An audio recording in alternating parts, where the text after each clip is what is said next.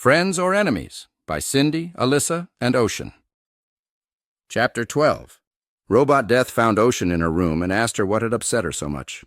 Ocean took a few deep breaths and then tried to articulate. When you've wasted part of your life on someone who didn't deserve any of it. It just sucks. Ocean expressed her utter disgust as she told Robot Death what Pippi was listening to her screaming about in the latest Ship Fun Lounge log. Death was also incensed at Miranda's heartlessness, but turned away for a moment to avoid showing her angry eyes to Ocean. Robot Death felt the shift in her display and needed to calm it down so as not to alarm Ocean with the sight. When Ocean was through with the initial outburst, she turned eerily quiet and cold. Robot Death turned to look at her. There were warning signs that I shouldn't have ignored. Why she could just turn the tears off and on like a faucet. That always really bothered me. How come she pretended to be so nice and so caring about this or that person or whatever, and then she would just totally flake out over the stupidest stuff, and she wouldn't seem to register anything about the deeper stuff that she should have cared about. Can you give me an example? One time somebody got mad at her on a chat list, and then she called me crying that night, and she was, "You're not going to remove me from your list, are you?" Well, that other person's anger had nothing to do with me. So it was exhausting trying to explain to Miranda, "No, I'm not going to remove you from the chat list. No, I'm not mad at you." Oh my gosh. I felt like I was dealing with a 10-year-old. She would throw me unconvincing love bombs in various other conversations too. Especially if anybody was a little bit snappy at me or rude, she would come back with, "I'm not leaving you, no matter what." And the conversation hadn't even gone there. Like she was trying to make you believe she was the best person in your life. She wanted all your attention on her instead of dealing with what the real problem was with the other person. That's exactly it. And she thought I needed her. No, I never needed her.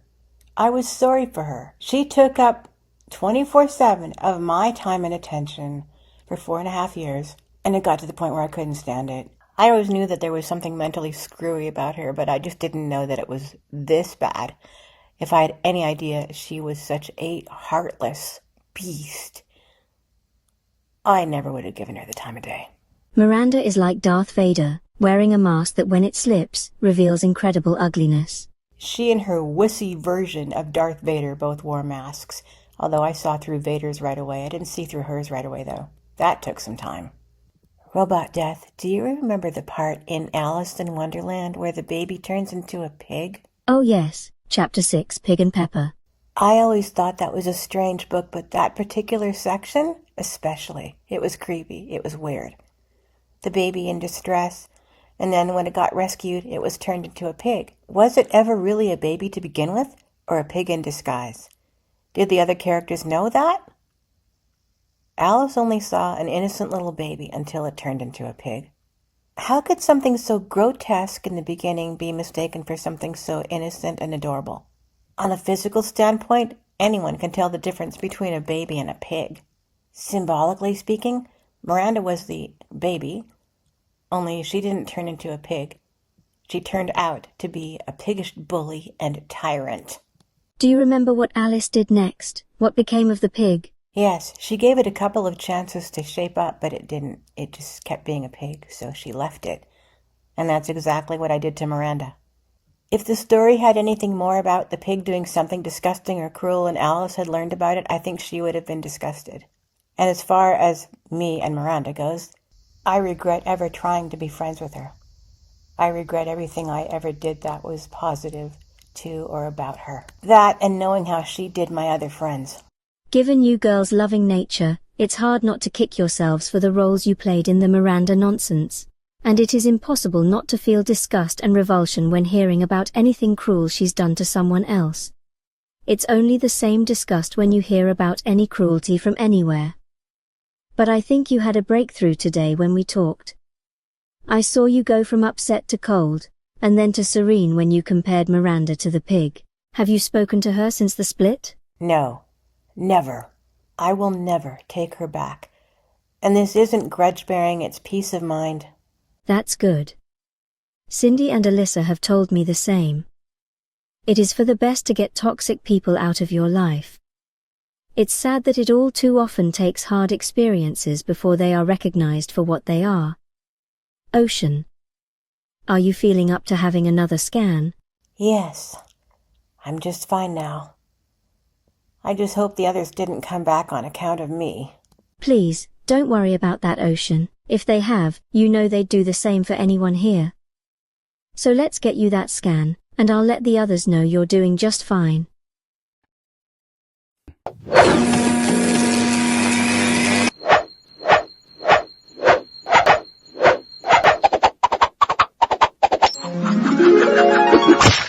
Ocean's scan showed she was furiously but successfully fighting off the Star Wars and MLP sickness. Ocean returned to her room to process the epiphany she just had, and Robot Death met Pippi on the way back to the fun lounge. How's she doing? I think she's had a breakthrough and is starting to forgive herself for all that time and energy spent coddling Miranda. Her scan looks good too. I was concerned she might have had a setback when Jessica Marley found her so upset, but that was just emotion, not a relapse. She's resilient, stronger than she thinks she is. I'm sure she'll be just fine. Though anyone decent would be disgusted beyond belief at learning of the heartless things Miranda does. Soon they found Jessica Marley and Little Mary and caught them up on things. How are things with Ocean? Better than they'd be for Miranda if I could get my hands on her. Don't tell me Miranda showed up to harass Ocean while we were at the shuttles. No. But this was as bad, and it was done to a different person. I thought we'd found out pretty much everything about Miranda, but Cindy and Ocean were talking this morning, and Miranda's heartlessness came up. Cindy told Ocean that Miranda straight up mocked another person she was fighting with over a sick relative. What? Yes. This other person told Miranda to stop with the petty fights, saying he had a lot of concerns, including a loved one who was very sick. And Miranda had the gall to say, "This. You know you're gonna lose her, right?" Everyone stared in disgusted outrage. It was Jessica Marley who spoke first. I never liked that Miranda freak. She always creeped me out. Now I see why. Ocean has every right to lose her crap over this, especially after everything that's happened. I am so relieved she eventually refused to give in to Miranda's controlling behavior, stopped coddling her, and forced Miranda to reveal her true, ugly colors. I don't think there is a level too low for Miranda to stoop. Little Mary scowled. Death nodded almost imperceptibly, but her eyes turned from the usual calm blue to swirling crimson and white. Not much more needed to be said for the time being, but they all knew there would be questions from the others when they returned from their mission. Mary wanted to check on Ocean, but needed one of the others to come along and open the door since she was too small to reach the knob. It was Jessica Marley who went with, and when she quietly opened the door to Ocean's room, she smiled down at Mary, who nodded and grinned back. Ocean was fast asleep in bed. Jessica and Mary went to the fun lounge to kill some time.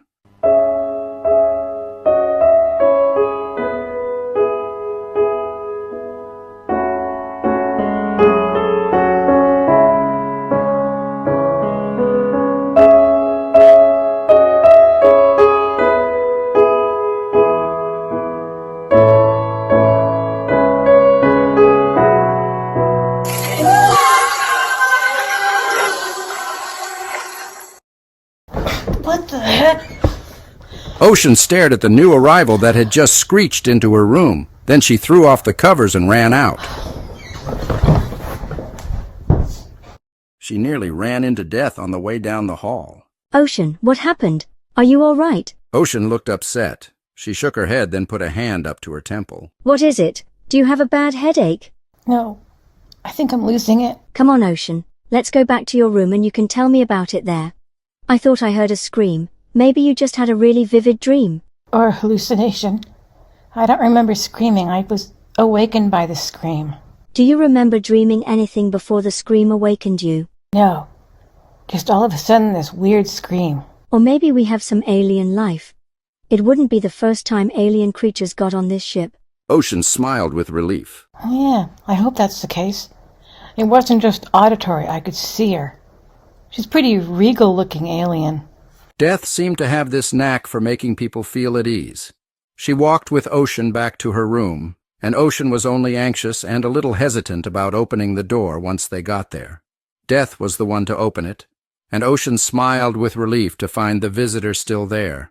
Death acknowledged the presence of the newcomer as well, and Ocean was glad she wasn't hallucinating after all. The newcomer was facing a mirror on a dresser, but she turned abruptly to look at Ocean and Death when they stood in the doorway. Where am I? You are on the spaceship Nostos, and we are currently in what is called the Vortex. You look very familiar to me. Do you know how you got here, where from, and can you identify yourself? I am Queen Galhilda. I have been out of place for a very long time. I can't understand it, or why I was compelled to act the way I did. The last thing I remember was trying to smash a mirror, getting sucked into it, and I thought it would crush me. And next thing, I landed in this quaint little room with this woman running out on me. The queen was very pale-skinned, with black hair and dark eyes and flawless facial features. She was slender and looked as if she would be quite tall when standing. Her dress was purple and royal blue. To top it off, she still had a golden crown on her head. Quaint, huh? Well, if you don't like it, you can always take off. My goodness, I was just making an observation. Must you be so unfriendly? Usually when a filthy rich person refers to something as quaint, it means they're looking down on it. I really wasn't. I didn't mean to hurt your feelings. I was comparing it with the bedchamber in the castle I just got booted out of. My apologies. Oh. Ocean's demeanor suddenly changed, impressed by the queen's apology, which seemed sincerely humble. She smiled back at her. All right then, apology accepted. So, Queen Galhilda, you wouldn't happen to know somebody calling herself Snow White, would you? Death smiled and winked at Ocean. The queen took notice of Ocean's grimace when mentioning Snow White. Ugh! That holier-than-thou little pest! She had everyone running circles around her. I think she worked some kind of sinister magic on me. Don't ask me why I was so obsessed with her over her looks. I should have told her I wouldn't go along with that plot. I could have avoided getting nearly killed by that mirror. Oh, so that's where you're from. Welcome here. You know what? Most of us who knew about that story were actually rooting for you. Really? Yeah. You weren't her stepmother, and she's not the real Snow White. No wonder I felt confused for so long. I was never supposed to be there. And that girl doesn't look like her name. And I didn't get your names. My name is Death. It means diagnose, evaluate, treat, and healing. And this is my new friend Ocean. She and a few others are here for treatment. Ocean couldn't help grinning with bemusement at the queen's awkward expression as she tried to figure out how to react.